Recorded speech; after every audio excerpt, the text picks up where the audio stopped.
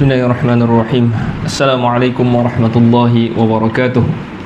Innal hamdalillah nahmaduhu wa nasta'inuhu wa nastaghfiruh wa na'udzu billahi min shururi anfusina wa min sayyiati a'malina. May yahdihillahu fala mudilla lahu wa may yudlil fala hadiya lahu. Asyhadu an la ilaha illallah wa asyhadu anna Muhammadan 'abduhu wa rasuluhu, amma ba'd.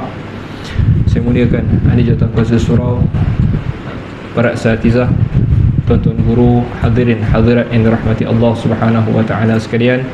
Moga-moga kita semua di dalam lindungan dan juga limpah rahmat Allah Subhanahu wa taala. Pertama sekali tuan-tuan, hari ini kita berada pada 3 Syaban. Kita dah masuk bulan Syaban, yang mana bulan ini juga memiliki keistimewaannya yang tersendiri. Jadi berbeza dengan bulan Rajab yang kita sebut dulu. Rajab dia tidak ada apa-apa yang special, melainkan dia adalah juga termasuk di dalam bulan haram, bulan Rajab itu. Tapi bulan Syaban ada specialnya bulan ini di sisi Nabi SAW. Jadi apa kelebihan bulan Syaban ni? Kelebihannya adalah Nabi SAW dia banyak berpuasa pada bulan Syaban. Saya cakap je lah ni tuan-tuan. Saya cakap nanti jangan cakap pula ustaz ni kan dia tak buat pun. Tapi kita bagi tahu je lah. Kita berkongsi. Jadi seperti mana hadis yang diriwayatkan oleh Aisyah radhiyallahu anha, dalam hadis yang diriwayatkan sahih dalam sahih Bukhari dan juga Muslim, aku tidak hadisnya berbunyi, aku tidak melihat aku tidak melihat Rasulullah sallallahu alaihi wasallam berpuasa sepenuhnya kecuali pada bulan Ramadan, dan aku tidak melihat Nabi berpuasa banyak melainkan pada bulan Syaban. Yang ni Nabi tak pernah puasa penuh melainkan Ramadan. Dan maknanya daripada hadis ni Nabi tak puasa penuh lah Syaban ni, tapi banyak berpuasa pada bulan Syaban. Dan hadis yang diriwayatkan oleh An-Nasa'i daripada Usamah bin Zaid, dia tanya kepada Rasulullah sallallahu alaihi wasallam, lam araka tasumu ma tasumu fi Sya'ban, aku tidak melihat engkau itu berpuasa seperti mana engkau berpuasa pada bulan Sya'ban. Lalu apa jawab Nabi? Di sini dalam hadis ni Nabi bagi tahulah, Nabi sebut zaka syahrun, bulan itu, yakni bulan Syaban itu, yaghfulun nasu anhu, manusia lalai baina Rajabin wa Ramadan, di antara bulan Rajab dan juga Ramadan. Jadi Rajab ni orang Arab lah, orang Melayu mungkin dia tak rasa sangat, tapi Arab special, Rajab is special. Jadi dia rasa special, Rajab special. Lepas tu apabila datang Islam bulan Ramadan. Jadi Syaban ni duduk di antara 2 bulan yang special, lalu orang rasa terlupa dengan bulan Syaban. Sebab Rajab hari tu dah hebat dah. Lepas tu Ramadan pun hebat, orang lupa pada bulan Syaban. Lalu Nabi kata ini adalah bulan yang manusia lalai padanya. Di sini menunjukkan apakah kelebihan kita beramal waktu orang lalai. Kelebihannya besar. Seperti mana Nabi SAW berpuasa pada bulan Syaban ni. Manusia tengah lupa So bulan ni kita tengah siap beli baju raya, kita tengah siap apa-apalah, kita mungkin nak siap macam-macam pada bulan Syaban. Tapi ada orang beramal pada bulan ni, pahalanya banyak. Seperti mana orang yang manusia ramai tidur, manusia semua tidur, dia bangkit untuk solat. Banyak tak pahala dia? Banyak, sebab dia beramal ketika manusia lalai. Yaghfulun nasu anhu baina Rajabin wa Ramadan wa huwa syahrun. Nabi juga sebut wa huwa syahrun, wa huwa syahrun turfa'ul a'malu ila rabbil alamin. Dia juga adalah bulan yang diangkat padanya amalan-amalan kepada Tuhan sekalian alam, Tuhan sekalian manusia, rabbil alamin. Jadi bulan Syaban juga special kerana amalan kita dalam setahun, kesimpulan amalan kita setahun ni diangkat pada bulan Syaban. Jadi amalan ini diangkat, ada yang by hari, hari, pagi dan juga petang. Jadi apabila Allah Ta'ala tanya pada waktu pagi, apa keadaan hamba aku, ma wajadtum fi abdi, apa yang kau dapati pada hamba aku, malaikat yang naik tu, yang ni pada waktu fajar lah, dia naik sebelum, aku dapati mereka tengah solat, dan aku tinggalkan mereka solat, kan. Jadi waktu asar naik, waktu subuh dia naik. Jadi 2 kali dia naik tu, kalau kita solat, dia naik itu dalam keadaan kita sedang bersolat. Itu harian. Amalan juga diangkat secara mingguan, yakni pada hari Isnin dan juga Khamis. Sebab tu Nabi SAW juga berpuasa pada Isnin dan Khamis. Dan juga amalan secara tahunan diangkat pada bulan Sya'ban. Nabi sebut, wa uhibbu ayyurfa'a amali wa ana sha'ib. Dan aku suka ketika mana malaikat nak bawa naik amalan aku ni, aku dalam keadaan berpuasa. Mungkin soalan pertama Allah tanya, apa keadaan hamba aku waktu engkau tinggalkan dia tadi, kepada malaikat. Oh, dia sedang berpuasa. Jadi itu antara kelebihan. Selain daripada tu, tak adalah. Selain daripada tu, tidak dapatilah apa-apa perkara lain. Macam sebahagian orang dia akan raikan malam nisfu Sya'ban, kan cikgu, kan? Malam nisfu Sya'ban. Jadi malam nisfu Sya'ban itu, jadi dia baru ni ada ni, dia viral jugalah. Dia buat, mari kita, dia berzikir beramai-ramai di dalam TikTok pada malam 10 Rejab. Ada tak kelebihan pada 10 Rejab, tuan-tuan? Tak ada. Tapi ustaz ni bagi hujah, dia cakap seperti mana ada kelebihan pada 10 Muharram, kan? 10 Muharram kan hari Ashura, kan? 10 Muharram, lepas tu 10 Zulhijjah, kan? 10 Zulhijjah. Jadi ada juga kelebihan pada bulan haram 10 Rajab. Jadi dia pun buat zikir ramai-ramai. Saya ingat puluh ribu pun yang bangkit malam pukul 4 pagi ke macam tu, zikirlah beramai-ramai, kan? Di atas i'tiqad dia ada kelebihan pada 10 Rejab. Jadi lepas tu bila viral hari tu semua orang bantai dia, kan? Kenapa kau dah buat amalan ni, kan? Tak ada hadis semua. Lepas tu dia pun sedih lah. Dia adalah post dia tu sedih lepas tu, kan? Siapa yang menutup aib orang Islam? Kan pandai dia, kan? Time dia buat tu dia tak fikir, kan? Okey. Lepas tu dia buat sekali lagi pada malam Isra' dan Mi'raj pula, 27 Rejab, kan? Dikatakan 27 Rejab. Jadi dia buat amalan juga pada zikir ramai-ramai sekali lagi. Jadi orang macam ni dia payah sikit.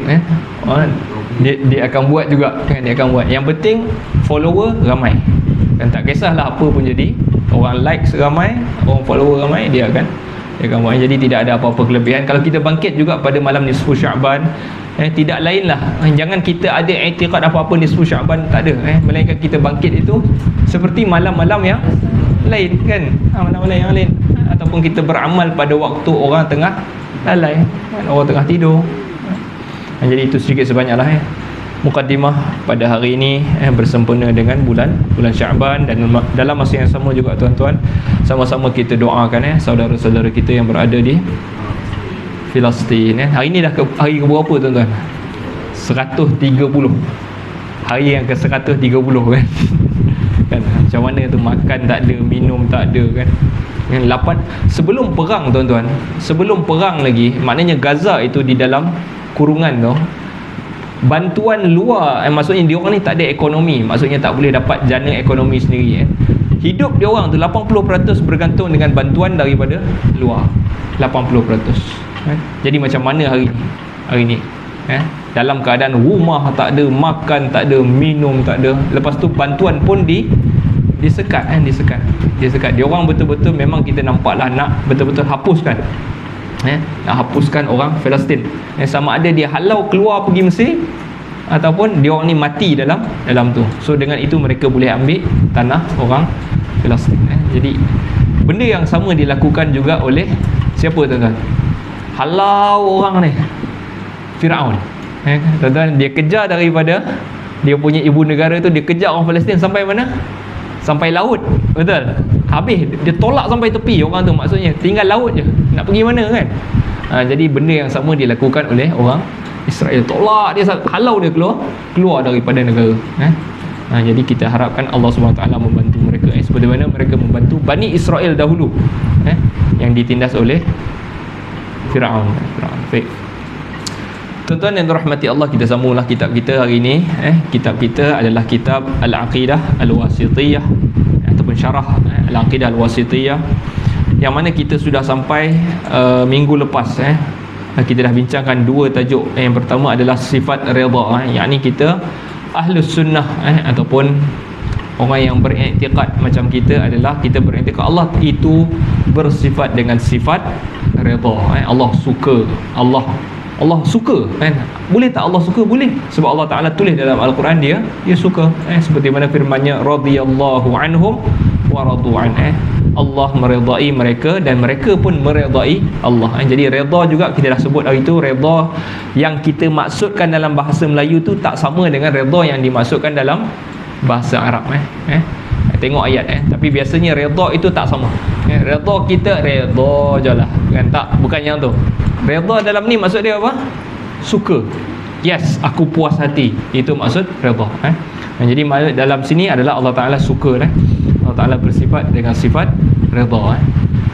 Menolak juga sebahagian golongan ni yang beriktikad bahawa Allah itu tak boleh bersifat dengan sifat redha, yakni suka. Sebab apa? Dia macam ada muyul, ada macam Allah ni macam orang pula bagi dia orang lah, kan? Yang ni boleh suka, boleh tak suka, tak. Mereka tolak pendapat Allah Ta'ala bersifat dengan sifat redha. Antaranya adalah Al-Asy'ariyah yang kita sebut, yang mereka takwil sifat redha ini sebagai iradatus sawab. Allah Ta'ala nak bagi pahala, Allah Ta'ala nak bagi nikmat. Dia orang tolak, dia orang takwil sifat redha ni. Okay. Tapi kita isbat sifat redha Allah Subhanahu Wa Ta'ala. Isbat yang ni kita tetapkan Allah memang bersifat dengan sifat redha. Yang keduanya kita juga bincangkan Allah Ta'ala bersifat dengan sifat-sifat ghadab, yakni marah, sakhat, murka, karahiyah, tidak suka, bughd, benci. Yakni Allah Ta'ala juga bersifat dengan sifat benda inilah, marah, murka, tak suka, benci. Ini juga Allah Ta'ala bersifat dengan sifat-sifat ini. Jadi sebahagian golongan pula dia tak mau terima, dia takwilkan sifat ni sebagai Allah Ta'ala mahu membalas balasan, ataupun Allah Ta'ala mahu menyeksa. Bukan ghadab. Allah Ta'ala takkan bersifat dengan sifat ini, dia tolak dan dia kata ini maksudnya iradatul iqab ataupun iradatul intiqam, mahu membalas, menyeksa dan sebagainya. Baik, jadi kita dah baca ayat yang terakhir hari itu, Allah Ta'ala bersifat dengan sifat ghadab ni tadi.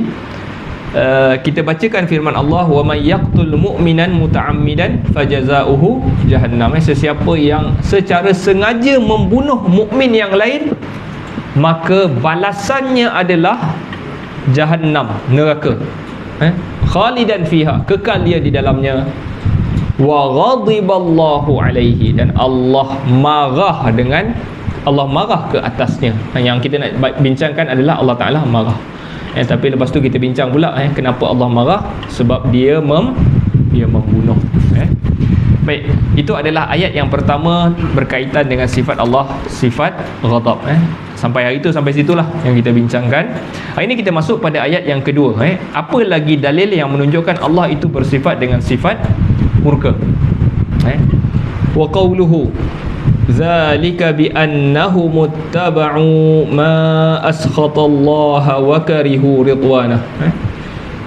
Dan demikian itu kerana mereka itu mengikuti apa yang membuatkan Allah murka, apa yang Allah murka, dan mereka membenci ridwanah, apa yang Allah Ta'ala suka.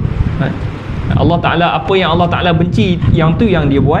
Apa yang Allah Ta'ala suka, dia benci. Okay. Jadi ayat ni tengah cerita pasal apa? Sebelum daripada tu, ayat ini mengisbatkan juga iaitu ma askhatallah, apa yang Allah Ta'ala murka. Jadi Allah Ta'ala boleh tak bersifat dengan sifat murka? Boleh. Dia bukan kita perlu takwil macam sebahagian kumpulan.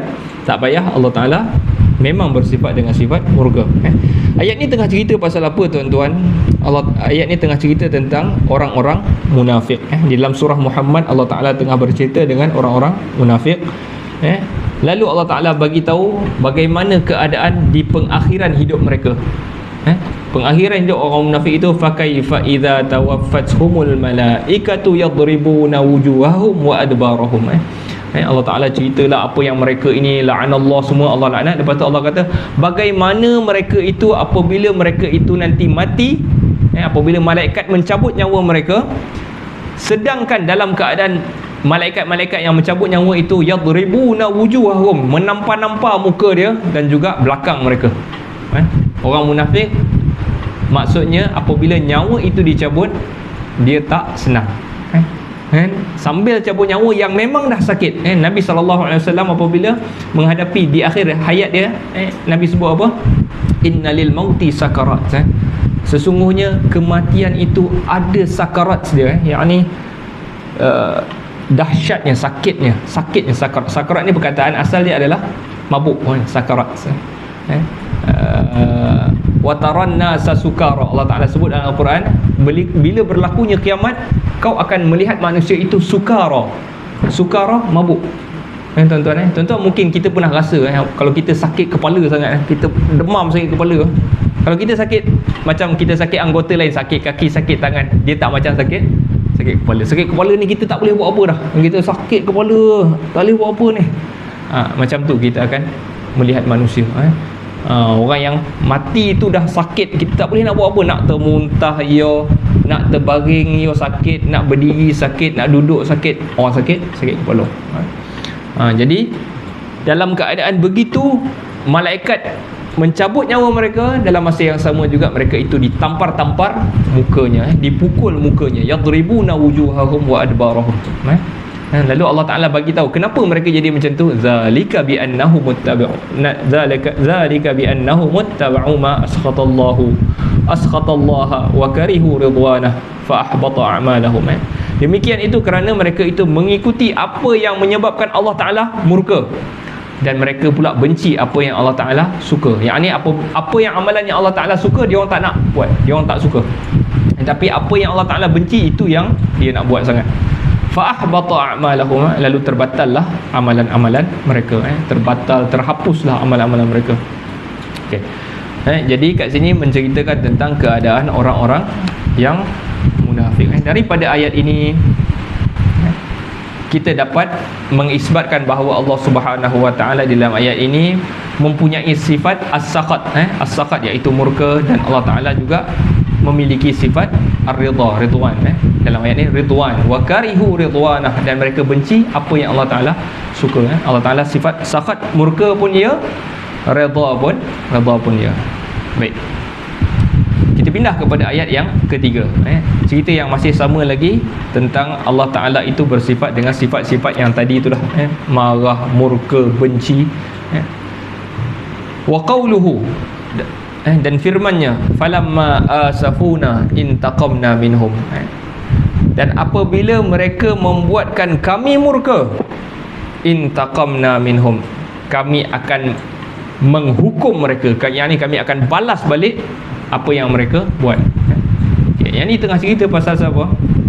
Yang ni tengah cerita pasal Fir'aun. Fir'aun dan orang-orang Mesir. Apabila Allah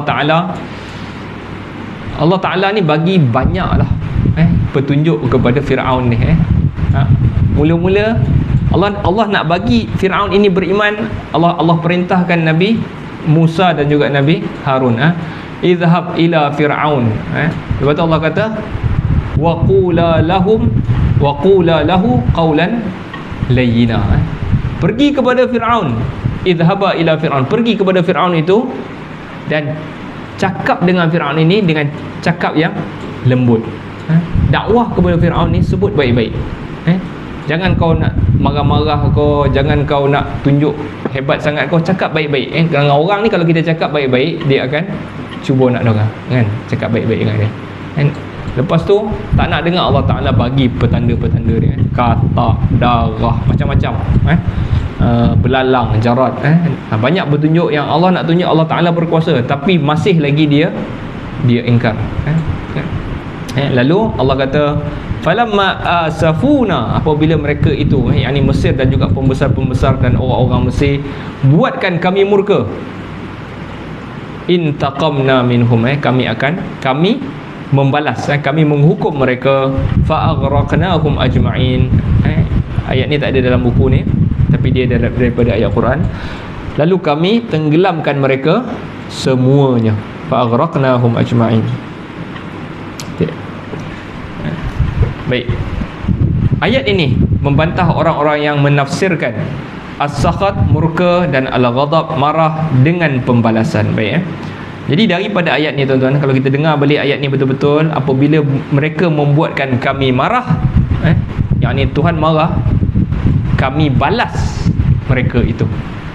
Jadi ini ayat ini tolak golongan yang saya sebut tadi tu, yang mana mereka kata bukan marah, dia takwil jadi nak Allah Ta'ala nak balas, nak seksa.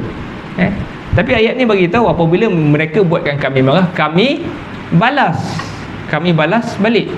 Ini menunjukkan Allah Ta'ala murka itu balas itu bukan sifat Allah, tetapi dia adalah akibat daripada Allah murka. Faham tuan-tuan? Jadi yang tu, jadi orang yang cuba takwil Allah Ta'ala tak bersifat dengan sifat marah, dia kata bukan marah, dia nak balas. Tak, dalam ayat ni Allah kata dia mereka buatkan kami marah, lalu kami balas. Dan diasingkan daripada sifat apa ni yang mereka katakan tadi tu. Okey, dengan pembalasan, di mana ahli ta'til dari kalangan Asy'ariyah dan lain-lainnya berpendapat bahawa yang dimaksudkan dengan as-sakhat dan al-ghadab adalah pembalasan atau keinginan membalas. Mereka tidak menetapkan as-sakhat dan al-ghadab sebagai sifat yang dimiliki oleh Allah. Jadi mereka cuba, dia orang tak nak letakkan sifat ni, tetapi dia orang cuba ubah maksud ni. Tetapi dalam ayat ni kita nafikan benda tu. Mereka berkata ghadabnya adalah pembalasannya atau keinginannya untuk membalas. Jadi mereka menafsirkan kemarahan dengan pembalasan yang merupakan objek yang terpisah dari Allah dan dengan iradah yang mereka mengakuinya. Mereka tidak menafsirkannya sebagai sebuah sifat yang tetap bagi Allah secara hakiki sesuai dengan kebesarannya. Okey. Jadi jaga-jaga dengan golongan ni, cuba nak tepis-tepis sifat Allah Ta'ala ni.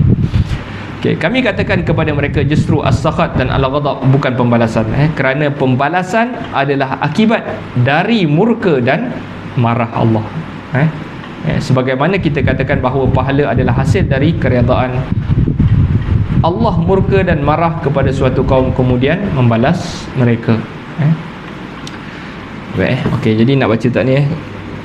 Kami jika mereka berkata akal menolak ditetapkan sifat murka dan marah bagi Allah, kami menjawab dengan jawapan yang sama tentang sifat redha sebelumnya kerana persoalannya sama. Kami katakan justru sebaliknya, akal menetapkan sifat murka dan marah bagi Allah kerana membalas para pelaku dosa dan mengazab orang-orang kafir adalah bukti daripada kedua sifat tersebut.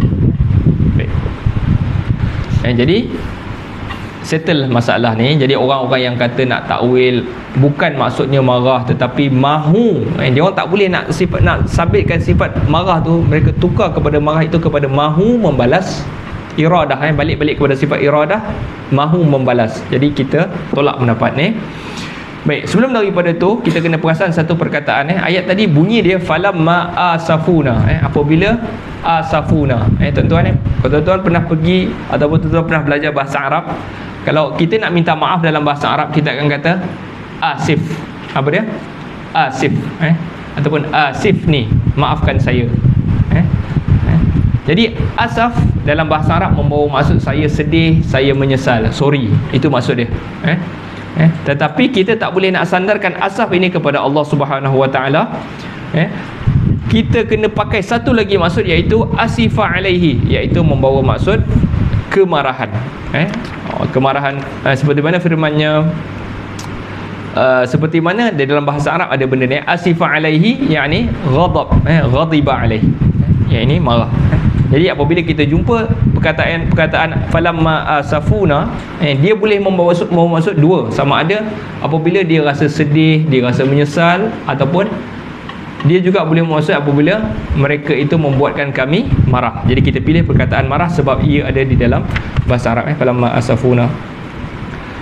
Okey, jadi sifat yang terkandung di dalam ayat ini adalah ghadab dan juga al-intiqam. Allah Ta'ala bersifat dengan marah dan juga sifatnya adalah al-intiqam, membalas. Nama Allah kalau kita perasan juga ada juga sebagai Al-Muntaqim. Kalau kita hafal Asmaul Husna, kita akan perasan Al-Muntaqim, yang membalas balik. Balas balik. Kau buat, Tuhan akan balas balik. Muntaqim. Okey, kita masuk kepada ayat yang keempat. Nak membuktikan Allah Ta'ala bersifat dengan sifat-sifat yang tadi itu, kita masuk seterusnya. Wa qawluhu, firmannya, walakin karihallahum bi'athahum fathabbatahum. Tetapi Allah membenci keberangkatan mereka, maka Allah melemahkan keinginan mereka. Fokus dia kat mana tuan-tuan? Perkataan dia apa? Benci tu. Tetapi Allah membenci. Karih. Karih maksud dia benci. Sebab tu kalau kita buat amalan-amalan hukum fiqh tu, sama ada dia wajib, lepas tu sunat, lepas tu makruh. Karih, daripada perkataan karih ni tadi.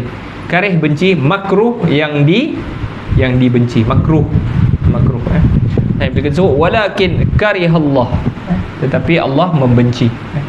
Tapi kalau kita masuk perkataan tu karih tu, kita masuk a dekat depan tu, akraha.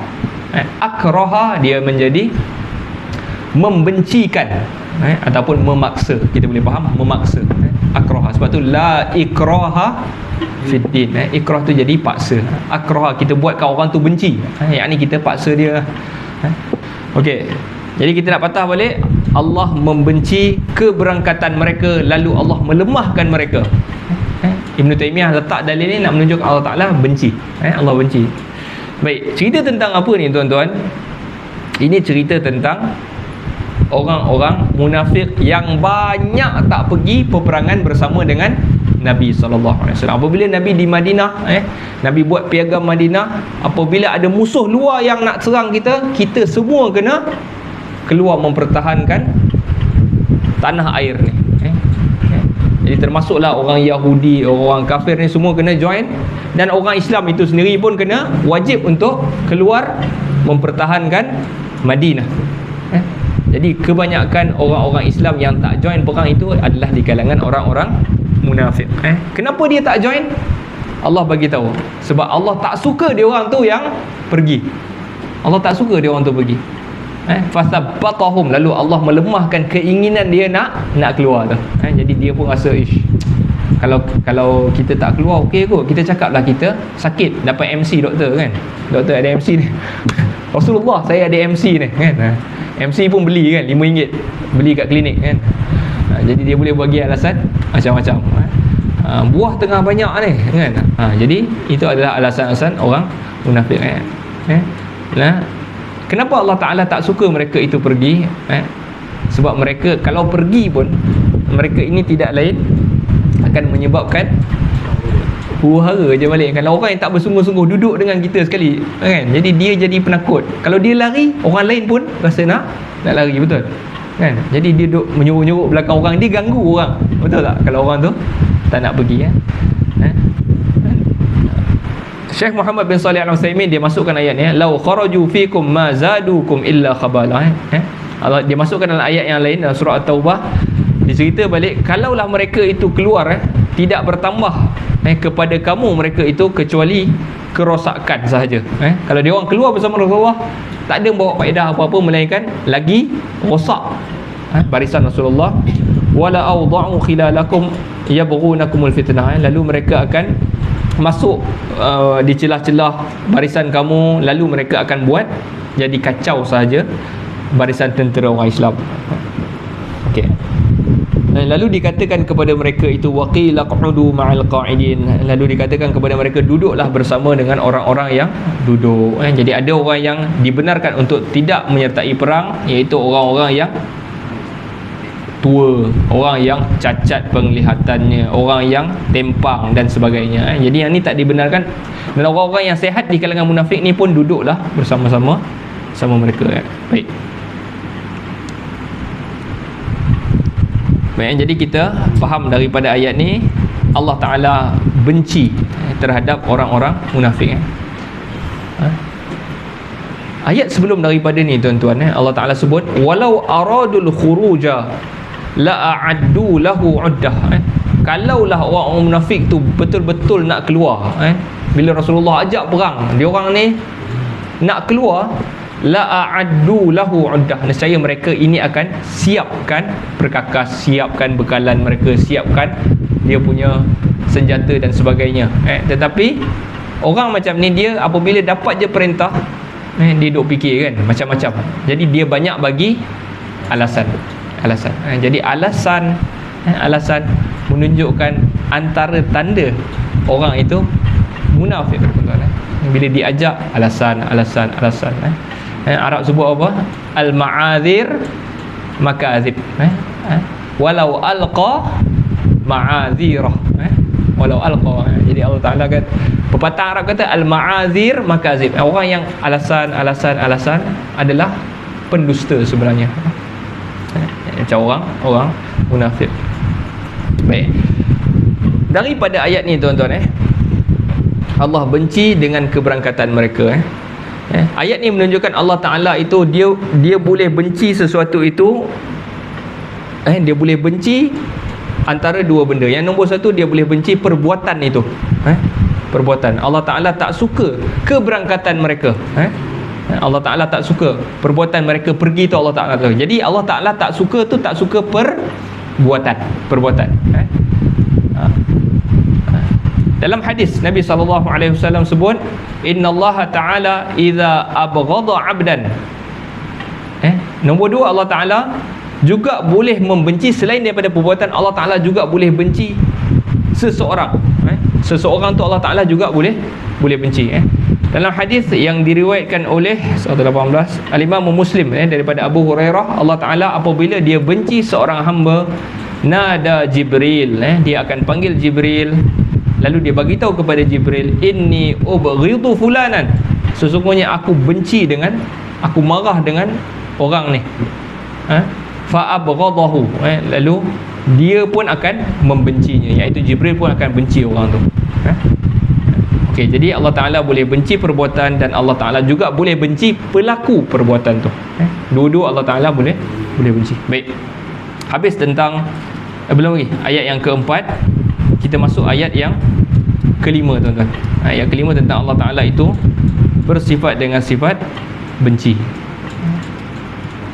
Wa qawluhu kabura maqtan 'indallahi an taqulu ma la taf'alun. Dan firmannya amat besar, kabura maknanya besar. Maqtan, kemarahan, kebencian, indallah, di sisi Allah, antaqulu, kamu itu menyebut, mengatakan, ma la taf'alun, apa yang kamu tak buat. Dalam surah As-Saff Allah Ta'ala sebut, sabbahalillahi ma fis samawati wa ma fil ard wa huwal azizul hakim, ya ayyuhalladzina amanu lima taqulu nama la taf'alun. Wahai orang-orang yang beriman, kenapa engkau mengatakan apa yang kamu tak buat? Kabura maqtan, ayat ni baru sambung kat situ, besarlah kemarahan, kebencian di sisi Allah, kamu yang berkata itu apa yang kamu tak buat. Okey. Jadi nombor satu, tuan-tuan, kita nak kena faham penjelasan. Okey, macam mana kita nak faham orang yang bercakap? Kita tahu nombor satu, Allah sangat benci dengan benda ni. Apa dia? Cakap benda yang dia tak buat. Tapi boleh dipahami apabila kita cakap je benda ni, kita akan faham satu benda, iaitu orang dia macam ustaz lah kan, berpuasa lah tuan-tuan kan, tapi dia pun tak puasa kan. Jadi bukan itu saja. Nombor satu yang kita boleh faham, orang yang bercakap apa yang dia tak buat, yakni dia ini di antara dua perkara. Bisa jadi engkau berdusta tetapi engkau takut kepada manusia, lalu engkau mengatakan sesuatu yang tidak benar. Yakni kau cerita ataupun boleh jadi macam ni lah, senang ceritanya, engkau cakap, tuan-tuan saya ni tak boleh nampak orang miskin, kalau saya nampak saya akan bagi 50 kan. Cerita tu tipu kan, dia, bukan semua pun dia buat macam tu kan, tapi dia buat macam setiap kali dia nampak dia bagi.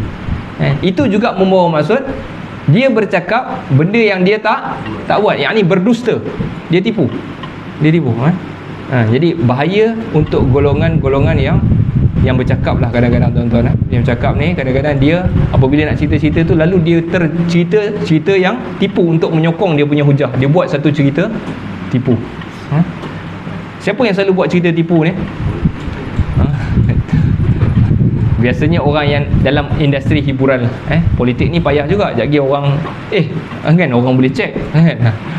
Tapi orang yang duduk dalam industri hiburan yang buat kelakar ni, dia kena buat cerita kan. Dia nak buat lawak, jadi kena buat cerita. Jadi dia pun buat, aku hari tu pergi sini, sedangkan dia tak pergi pun, tapi dia hanya nak build up the story. Dan yang ni manusia yang Rasulullah sallallahu alaihi wasallam murka mencerita benda yang dia tak buat untuk liyudhikan nas, untuk bagi orang ketawa. Bagi orang ketawa. Yang ni dibenci. Maknanya dia buat cerita tipu supaya orang gelak, ataupun dia cakap benda itu supaya orang ambil pengajaran. Dia buatlah cerita kan, berdusta. Yang ni juga termasuk dalam firman Allah. Allah benci dengan orang yang bercakap apa yang dia tak buat. Nombor satu. Yang kedua, barulah apa yang kita faham tadi, iaitu engkau adalah orang yang menyombongkan diri terhadap apa yang engkau katakan sendiri. Yang ni yang kita masukkan tadi. Yang ni di mana engkau suruh orang buat sedangkan engkau sendiri tidak mengerjakannya. Macam saya cerita puasa tadilah kat depan tadi kan, berpuasalah tuan-tuan kan, tapi saya tak cakap pun kan. Dia contoh je macam ni, tuan-tuan, puasalah, lemah sangat ke kita ni, tak larat nak puasa. Kalau macam tu, yang tu salah, sebab saya pun tak buat kan. Saya hanya cerita tadi dalam hadis kelebihan berpuasa. Saya tak adalah cakap tuan-tuan ni semua lemah kan, saya yang bagus, tak. Yang tu salah lah. Okey. Okey, yang tu maksud kepada ataupun melarang. Engkau melarang orang padahal engkau sendiri mengerjakannya. Jauhilah zina, tapi dia pun sendiri terbabit dengan zina kan. Banyak skandal dia. Jadi yang tu juga termasuk di dalam firman Allah Subhanahu Wa Taala. Jangan kita mendekati, kita mesti ada integriti kan. Lepas tu dia ambil rasuah. Okey, yang tu adalah benda yang bukan sikit tuan-tuan, kabura maqtan. Allah Taala boleh kata maqatallah, ataupun Allah kata apa kata Allah ya beridu, Allah benci, cukuplah. Tapi Allah kata kabura maqtan. Kabir apa dalam bahasa Arab? Kabir. Okey, kabir besar kan. Kabura tu dia adalah fi'il, kabura maqtan. Jadi lepas tu dia adalah masdar, macam muawwal. Jadi dia maksud amat besar kemarahan Allah. Amat besar kemarahan Allah. Jadi jangan kita buat benda-benda. Pertama, kita tipu kan. Kita nak bagi pengajaran kepada anak kita, cucu kita kan. Nenek marin, poi sini, atuk marin kan. Jadi termasuk tuan-tuan, termasuk benda yang Allah Taala benci. Tipu ni jangan diajar pun. Kita pun jangan buat. Kita tak suka orang tipu, tapi kita menipu. Kita menipu. Kalau kita tak buat, kita cakap kita tak buat. Selesai. Baik. Kau berapa? 10 minit. Okey. Jadi kita masuklah tuan-tuan Okey, kita nak masuk kepada sifat Allah Subhanahu Wa Taala yang seterusnya. Jadi habis beberapa dalil Allah Subhanahu Wa Taala itu bersifat dengan sifat marah, tak suka, benci. Memang sabit di sisi Allah sifat-sifat yang demikian. Baik, kita masuk kepada tajuk yang seterusnya tuan-tuan. Ayat-ayat tentang sifat Al-Maji. Allah Ta'ala itu datang. Yang ni pun masalah juga. Al-Maji dan juga Al-Ityan, datang. Allah Ta'ala itu boleh tak datang. Jadi ini juga pernah jadi, bukan pernah lah, memang dia adalah perbahasan yang kita panggil evergreen, yang mana dua kelompok di Malaysia ini akan sentiasa bergaduh kan. Dalam hadis yang Allah Ta'ala kata innallaha yanzilu ila samai dunia, Allah Ta'ala itu turun ke langit dunia.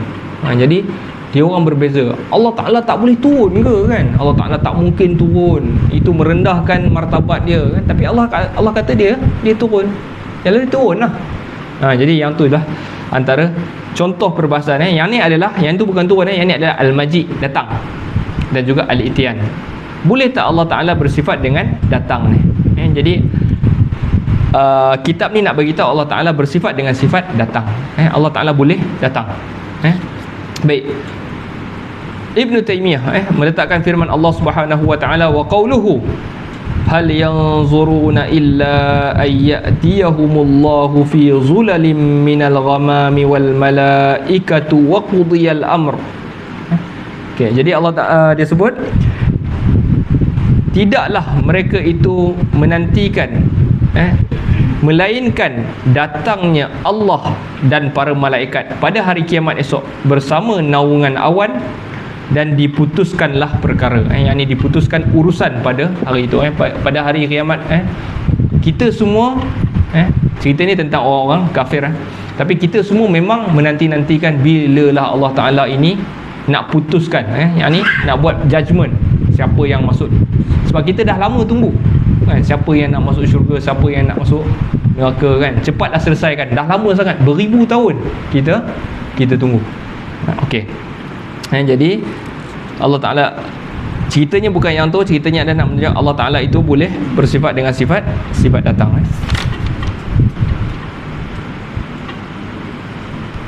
Mana ni?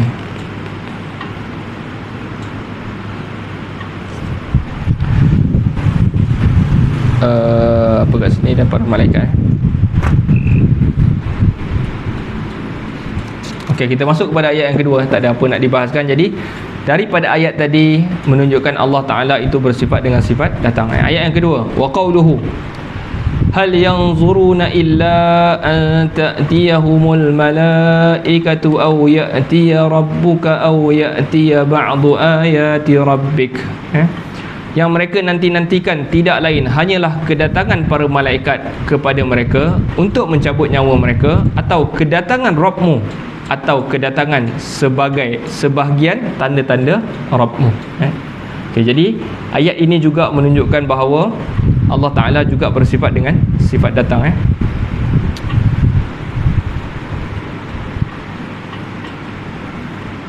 Okey, kita bacalah sikit. Yang mereka nanti-nantikan penjelasan sama dengan penjelasan pada ayat yang sebelumnya, yakni mereka tidak menantikan kecuali satu dari keadaan-keadaan berikut, iaitu tidak lain hanyalah kedatangan para malaikat kepada mereka, yakni untuk mencabut nyawa mereka. Allah SWT berfirman, walau tara idh yatawaffal ladhina kafarul malaikatu yadribuna wujuhahum wa adbarahum wa zuqu adzabal harik. Dan sekiranya kamu melihat ketika para malaikat mencabut nyawa orang-orang yang kafir seraya memukul wajah dan punggung mereka dan berkata, rasakanlah oleh kalian seksa neraka yang membakar. Okay, jadi ini adalah menunjukkan juga orang-orang kafir, keadaan orang-orang kafir ketika mana mereka itu di dalam keadaan nazak, yang ni hampir mati. Saya tengok kat sini macam tak ada berapa point sangat. Kita masuk ayat yang ketiga terus. Kalla, firmannya qauluhu kalla idza dukkatil ardu dakkan dakka wa jaa rabbuka wal malaku saffan saffa. Sama sekali tidak apabila bumi digoncangkan dengan hebat dan datanglah Tuhanmu dan malaikat berbaris-baris. Jadi tadi Allah Ta'ala ata, sifatnya adalah ata, datang. Yang keduanya adalah ja'a, iaitu datang juga. Yang ni kita langkau je lah, kita terus kepada ayat yang keempat. Qauluhu wa yawma tashaqqaqus samaa'u bil ghamami wa nuzzilal malaikatu tanzila. Dan ingatlah hari ketika langit pecah belah mengeluarkan kabut putih. Kabut ni apa? Ghamam ni awan, awan putih, dan diturunkan para malaikat bergelombang. Wa nuzzilal malaikatu tanzila, yakni ingatlah hari ketika langit terbelah mengeluarkan awan putih. Langit terbelah mengeluarkan awan putih ini seperti dikatakan bumi terbelah kerana tumbuhan, yakni kabut putih itu keluar dan memancar secara terus menerus. Hal itu kerana kedatangan Allah untuk memberi keputusan di antara hamba-hambanya. Ia adalah hari yang mencekam dan agung. Jadi ini adalah antara ayat-ayat yang membuktikan Allah Subhanahu Wa Taala akan datang. Yang ni dia boleh bersifat dengan sifat datang. Saya ingat sampai sini dulu tuan-tuan. Nanti kita bincangkan pada yang akan datang, bagaimana perselisihan Ahlus Sunnah wal Jamaah dengan orang-orang yang berselisih. Macam mana kita faham ayat ni, ayat-ayat ni dengan mereka faham ayat ni. Kalau kita bincang nanti jadi panjang. Jadi sampai sini dulu kita punya kuliah. Ada soalan tuan-tuan tentang sifat-sifat Allah SWT ni, ataupun soalan-soalan lain? Tak ada tuan-tuan? Okey, kalau tak ada tak apa. Saya ingat sampai sini dulu untuk kita beri laluan kepada azan, mungkin dalam 2 minit lagi. Nasallallahu ta'ala yanfa'ana bima sami'na wa yaj'alana hudatan muhtadin. Allahumma arham mautana washfi mardana wa 'afi mubtalana waj'al akhiratana khairan min dunyana. Sallallahu ala sayyidina Muhammad wa ala alihi wa sahbihi wa sallam. Walhamdulillahi rabbil alamin.